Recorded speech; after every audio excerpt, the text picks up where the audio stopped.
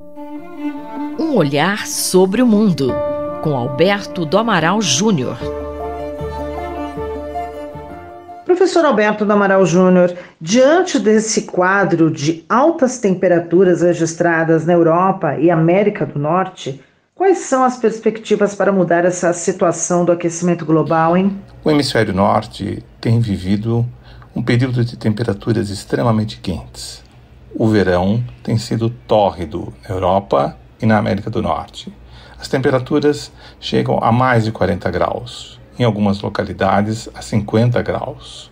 Queimadas devastadoras, situações de saúde extremas, sobretudo para as populações mais velhas, são riscos que afetam a população, sobretudo a mais vulnerável. Mas uma situação não diferente atinge também o hemisfério sul. Regiões andinas, que estão a mais de 1.500 metros de altitude, já tiveram temperaturas acima dos 30 graus, pela primeira vez nos últimos tempos, e talvez pela primeira vez na história. Isso compromete o abastecimento de água de certas regiões, como, por exemplo, da própria capital do Chile, Santiago, na época do verão, com o derretimento da neve. A mudança climática é um fato irreversível. É um fato irreversível porque ela é provocada pela queima de combustíveis fósseis, de petróleo, o uso em massa do petróleo nos meios de transporte, do carvão e do gás, sobretudo do gás natural.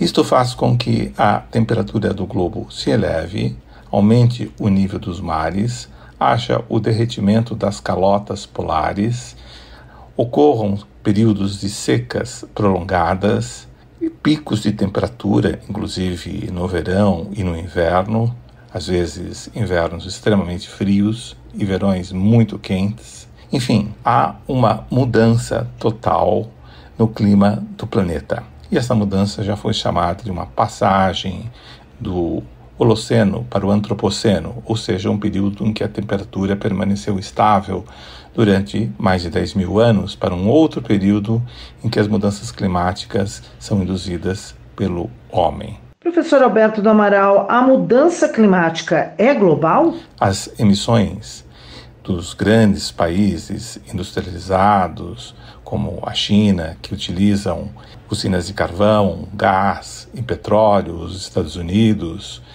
ou mesmo a Índia, atingem territórios muito distantes, como, por exemplo, o Brasil, a América do Sul.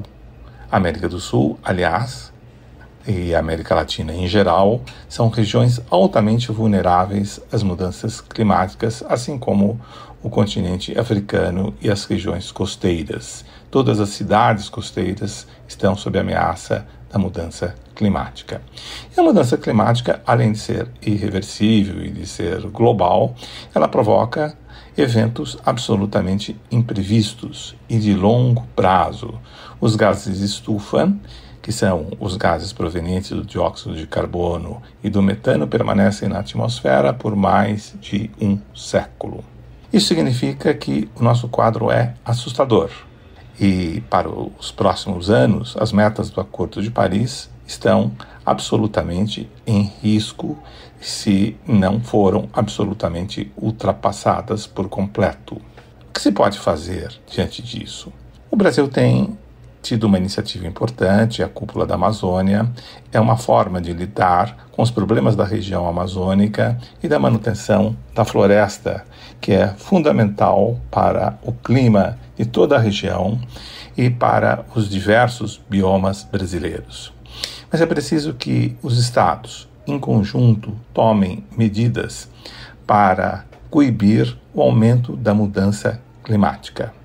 Ou seja, que haja diminuição das emissões de gás carbônico e de metano na atmosfera. É preciso que haja também medidas internas ao lado de medidas internacionais, de compromissos internacionais. Sem este quadro, nós teremos uma alteração completa do clima do planeta e a inviabilização econômica de certas regiões. Isto gera problemas para a agricultura, para a economia, para a sociedade, para a política e para a convivência humana. Eu sou Sandra Capomatto, você ouviu o professor Alberto do Amaral Júnior.